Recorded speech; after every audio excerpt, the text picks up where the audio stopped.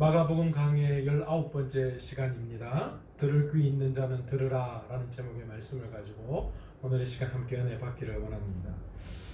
마가복음의 저자인 마가는 마가복음을 통해서 예수님은 누구이신가 라는 질문을 중심으로 해서 이 여러 가지 이야기를 풀어나가고 있는 모습을 우리는 볼 수 있습니다. 마가복음을 시작하면서 마가는 예수님에 대해서 뭐라고 증거하고 있는가? 하나님의 아들 예수 그리스도의 복음의 시작이다 라는 이야기를 주장하면서 예수님을 하나님의 아들로 선포하며 마가복음을 시작했습니다. 바로 이 주장이 마가복음 15장 39절에서 예수님을 향하여 섰던 백부장이 그렇게 숨지심을 보고 이르되 이 사람은 진실로 하나님의 아들이었도다 라고 하는 이 고백을 통하여서 이야기를 마치고 있습니다. 즉 다시 말해서 예수님은 하나님의 아들이시지만 인간의 모습으로 이 땅에 오셔서 하나님의 나라를 증거하신 분이다 라는 사실을 마가는 그의 복음서를 통하여서 이야기하고 싶었던 것입니다. 그런 가운데에 우리가 3장에 와서 마가는 예수님에 대한 심각한 오해를 가지고 있는 사람들을 등장시키고 있습니다. 그런데 그가 다름 아닌 예수님의 친족들이었습니다. 예수님의 친족들은 예수님을 미쳤다라고 생각을 했고요. 또 율법주의자이면서 복음에 대한 여러 가지 투철한 생각을 가지고 있었던 예루살렘에서 내려온 서기관들은 예수님을 공격했습니다. 뭐라고 공격했는가? 바알세불을 지폈다라는 이야기를 하면서 예수님을 공격했습니다. 예수님께서는 이 오해를 풀기 위해서 비유로 말씀하셨습니다. 다시 말해서 사단이 사단을 쫓아내면 그것은 있을 수 없는 일이다 라는 주장이셨죠.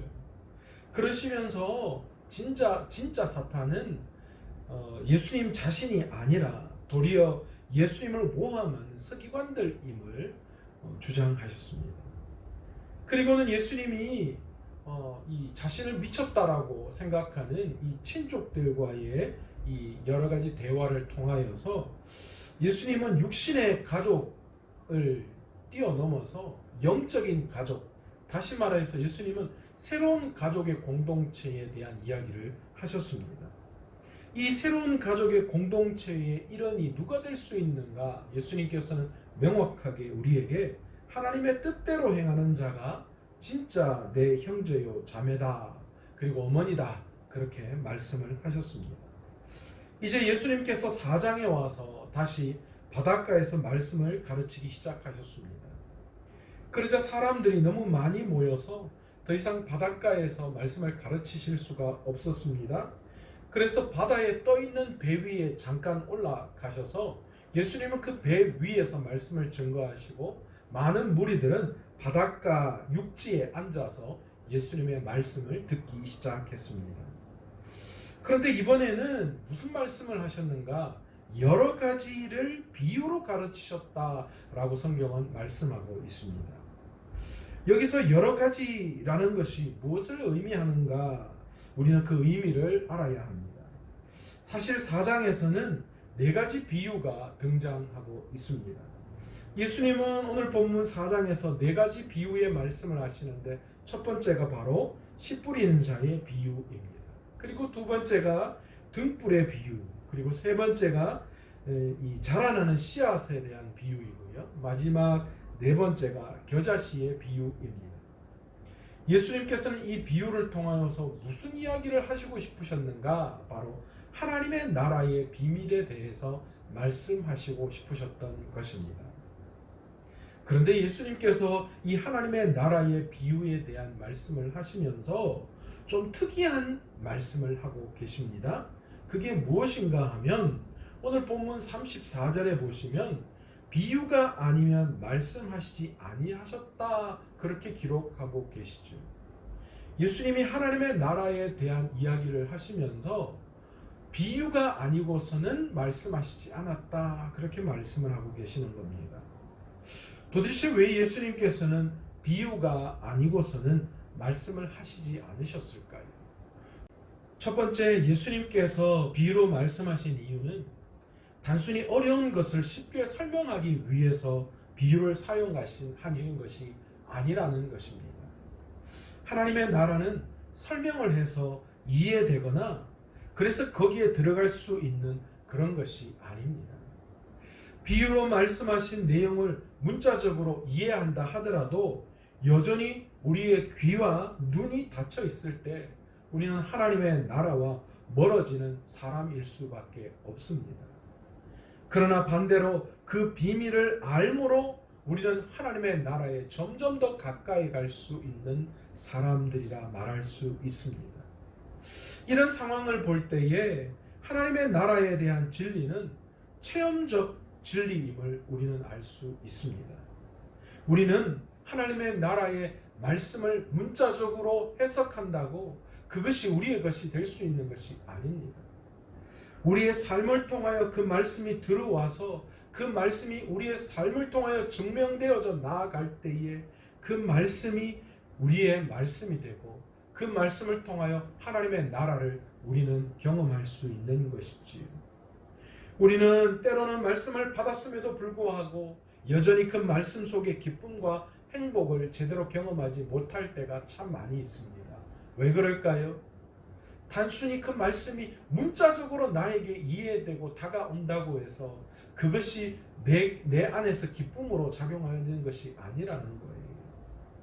그 말씀이 내 삶에 깊이 있게 들어와서 그 말씀대로 살아가는 삶에 있어서의 그 깨달음, 체험이 있을 때에 비로소 그 하나님의 나라가 우리의 삶 가운데 일어나는 것이고 그 하나님의 나라의 비밀을 우리가 깨달아 알아갈 수 있는 것입니다. 그러기 위해서 우리는 이 비유의 깨달음의 진리의 자리에 계속해서 나아가야 합니다. 하나님의 말씀을 우리에게 비유로 들려주실 때에 그것을 문자적으로 이해하는 그것에서 더 나아가서 제자들의 입장이 되어서 오늘 말씀을 통하여서 제자들이 예수님 앞에 나아가서 그 비유의 말씀을 해석해 주기를 원하셨던 것처럼 우리가 주님의 말씀을 가지고 우리의 삶을 통하여서 체험적으로 그 말씀 속으로 우리가 들어가 그 말씀대로 순종하며 나아갈 때에 그 진리의 말씀이 우리의 말씀 그리고 그 속에 하나님의 비밀이 우리의 것이 될 수 있는 줄로 믿습니다. 결코 우리는 인지적 귀만을 가지고 말씀을 들으러 나아가는 사람이 되어서는 안 됩니다. 온 마음과 영혼의 귀를 동원하며 온 삶이 우리에게 뒤따를 때에 비로소 우리는 듣는 사람, 하나님의 말씀의 비밀을 깨닫는 사람이 될 수 있는 것이죠. 두 번째로 예수님께서 왜 비유로 말씀을 하셨는가? 외인들과 제자들을 분명하게 구분하셔서 제자들에게만 하나님의 나라의 비밀을 알려주시기 위해서 하나님께서는 비유로 말씀하셨습니다. 오늘 11절의 말씀은 하나님 나라의 비밀을 너희에게는 주었으나 외인에게는 모든 것을 비유로 하나니 그렇게 말씀하고 계십니다. 그 이유가 12절에 나오죠. 이는 그들로 보기는 보아도 알지 못하며 듣기는 들어도 깨닫지 못하게 하여 돌이켜 죄사함을 얻지 못하게 하려 함이라. 어떻게 보면 이 말씀은 참 불공평한 말씀처럼 들려지는 것이 사실입니다. 복음은 모든 사람에게 열려 있어야 하잖아요. 그런데 오늘 본문의 말씀만 보면 그렇지 않은 것 같은 느낌이 듭니다. 그런데 이 말씀은 하나님께서 장차 구원과 회복을 위해 이스라엘의 남은 자를 택하시리라는 예언적인 가르침의 뿌리를 둔 말씀입니다. 제자들이 예수님께서 말씀하시는 하나님의 나라의 비밀을 공유하도록 특별히 선택을 받았다라는 것을 뜻하는 말씀입니다. 누군가 다른 사람을 희생시켜서 편애를 받는다는 그런 말씀이 아니라 하나님께서 그분의 목적을 이루시기 위해서 그분의 수단으로 일할 자들을 존재하게 하신다라는 말씀입니다. 이 말씀은 제자들에게는 영광이요 격려이며 좋은 소식일 수밖에 없었습니다. 왜 그렇습니까? 하나님의 나라의 활동에 참여할 능력을 받았기 때문입니다. 하나님의 비밀을 알았다는 거 여러분 얼마나 큰 영광입니까? 다른 사람은 다 모르는데 누군가의 비밀을 알았다. 그런데 그 비밀을 아는 사람이 굉장히 높은 위치에 있다. 그러면 그 비밀을 나만 안다라는 것 자체가 정말 큰 기쁨이고 영광일 수 있습니다. 그러니 오늘 이 말씀은 어떤 특별 대우를 받는다라는 그런 말씀이죠. 하나님께서 하나님의 백성들, 특히 제자들에게 특별히 하나님의 말씀을 그들에게 주셨다라는 것이죠. 이 말씀은 우리에게도 영광인 줄로 믿습니다. 하나님께서 믿는 우리들에게 하나님의 비밀을 가르쳐 주시기 위해서 비유로 말씀하신 거예요. 다른 사람은 모르게. 또한 12절의 말씀에서 그들이 돌이켜 죄 사함을 얻지 못하게 하려 합니다. 그렇게 말씀을 하고 있는데요. 이 말씀으로 인해서 우리는 혼란에 빠질 수 있습니다. 어떻게 죄 사함을 얻지 못하게 하실 수 있는가? 그런데 사실 이 말씀은 이사야 6장 9절에서 10절의 말씀을 인용하신 말씀이기도 합니다. 여호와께서 이르시되 가서 이 백성에게 이르기를 너희가 듣기는 들어도 깨닫지 못할 것이요 보기는 보아도 알지 못하리라 하여 이 백성의 마음을 둔하게 하며 그들의 귀가 막히고 그들의 눈이 감기게 하라. 염려하건대 그들이 눈으로 보고 귀로 듣고 마음으로 깨닫고 다시 돌아와 고침을 받을까 하노라 하시기로. 여기서 우리는 이 말씀을 예수님의 말씀을 들었던 사람들 가운데 일부의 사람들로 하여금 자신의 죄를 회개하여 구원을 얻고 생명에 이르지 못하게 하기 위해서다. 그런 의미로 우리는 착각해서는 안 되는 겁니다. 그러나 이 말씀의 대상자가 단순히 무리가 아니라 사실은 제자를 중심으로 한 소수에 따르는 자들을 제외한 나머지 돌아선 자들, 즉 외인들을 말씀하시는 것임을 우리는 알 수 있습니다. 이들은 오직 기적과 치유에만 목적을 두고 예수님을 찾아왔다가 정작 예수님께서 전하시는 하나님의 나라에 대한 말씀을 듣고는 자신의 욕심이 채워지지 않자 미련 없이 돌아선 자들이었습니다. 그리고 예수님을 대적하는 자들, 즉 서기관들이나 당시 종교 지도자들을 의미합니다.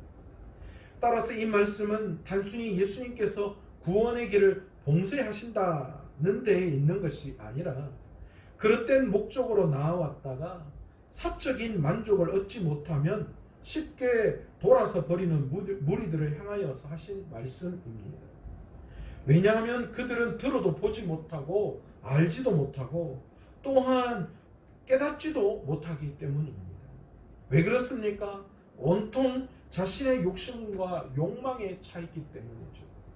자신의 욕망과 욕심에 만족하지 않으면 그들은 그 어떤 말도 들으려고 하지 않는다라는 것이죠. 예수님께서는 이사야 시대에 하나님과 그의 말씀에 순종하지 않고 자신들의 죄악을 회개하지 않는 어리석은 이스라엘 백성들과 하나도 다를 바가 없는 당시 유대인들을 보시면서 한탄하시면서 이사야서의 말씀을 인용해서 하시고 있는 것입니다. 여러분, 오늘 저와 여러분의 마음속에 혹시 이런 마음이 존재하시지는 않습니까?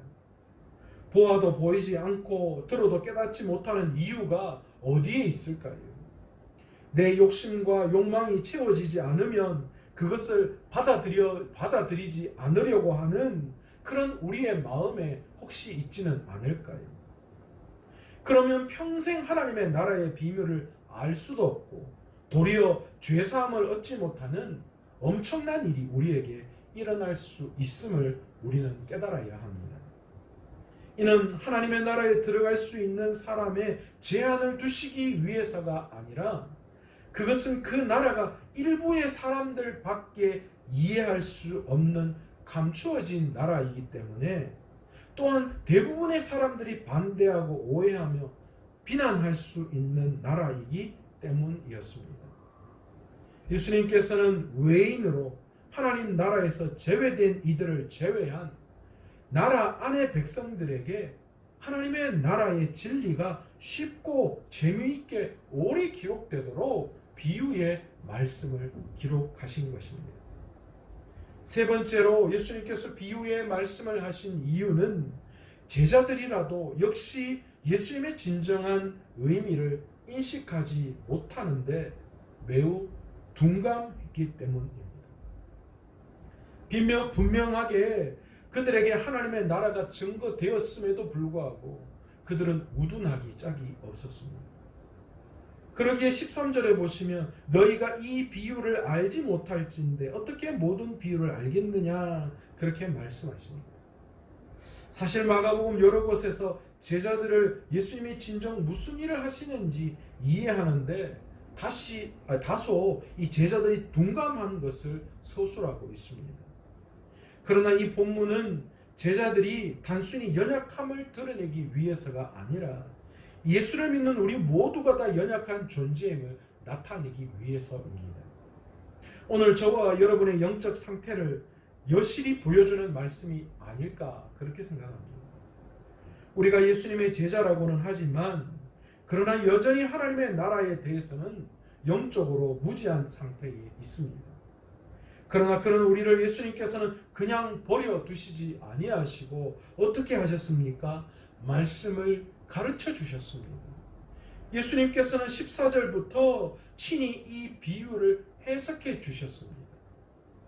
여러분 지금 여러분은 자신이 받아들였다고 고백하는 신앙의 내용을 진정으로 다 이해한다고 확신하실 수 있으십니까? 그렇다면 오늘 다시 한번 말씀의 진리의 자리에 나와서 내 자신을 내려놓고 하나님의 비유의 뜻을 알 수 있도록 지혜를 구하며 기도하며 말씀을 바라볼 수 있는 저와 여러분 되시기를 간절히 축원합니다. 말씀을 맺겠습니다. 예수님께서는 자신을 따르는 자들이나 반대자들 모두에게 다 하나님의 나라를 비유로 설명하셨습니다. 하지만 외인들은 보기는 보아도 알지 못하고 듣기는 들어도 깨닫지 못했습니다. 그 이유는 그들이 들을 귀를 가지고 있지 않았기 때문이죠. 즉 하나님의 나라에 관심을 갖지 않았기 때문에 비유를 이해하지 못했던 것입니다. 회개하고 복음을 믿으면 죄사함을 받는데 그들은 교만해서 그렇게 하지 못했던 것입니다. 지금은 우리 주 예수 그리스도의 능력으로 오늘 우리 모두가 다 삶을 살아가는 그런 존재들입니다. 주님께서는 이 우리의 능력을 비유의 말씀을 통하여서 오늘도 우리에게 들려주고 계시는 줄로 믿습니다. 그러기에 오늘도 그 말씀 앞에 우리가 겸허히 우리의 삶의 모든 것들, 욕심, 욕망 이런 모든 것들을 좀 내려놓고 우리 주님의 말씀을 통하여서 주님의 뜻이 무엇인지를 바르게 깨달아 알고 그 말씀대로 순종하며 믿음의 자리에 나아가서 하나님의 뜻을 구하고 그리고 그 깨달은 그 말씀을 오늘도 우리의 삶을 통하여 살아갈 때에 하나님의 나라의 그 비밀이 우리의 것이 될 수 있고 그 하나님의 나라에 감추어진 그 비밀의 기쁨, 그 행복, 그 놀라운 영광을 오늘 우리의 삶을 통하여 드러낼 수 있는 줄로 믿습니다. 그러게 오늘도 그 위대한 하나님의 나라의 비밀을 깨닫는 저와 여러분 되시기를 간절히 축원합니다. 기도하겠습니다. 하나님 아버지, 오늘 말씀을 통하여서 주님께서 하나님의 나라의 여러 가지 말씀을 비유로 들고 계심을 오늘 말씀을 통하여 우리가 보았습니다. 예수님께서는 여전히 하나님의 나라에 대한 하나님의 나라를 비유로 말씀하셨습니다. 그 이유는 단순히 그 하나님의 나라를 문자적으로 우리가 이해한다고 우리가 그것을 이해할 수 있는 것이 아니라는 것입니다. 그 하나님의 그 나라의 그 비밀이 우리의 삶에 다가와서 우리가 그 하나님의 나라를 살아갈 때에 그것이 우리의 삶의 체험적인 능력으로 드러나게 되는 줄로 믿습니다. 또한 아버지 하나님, 주님께서는 우리에게 그 귀한 하나님의 나라의 비밀을 깨달을 수 있는 영광을 허락해 주셨습니다.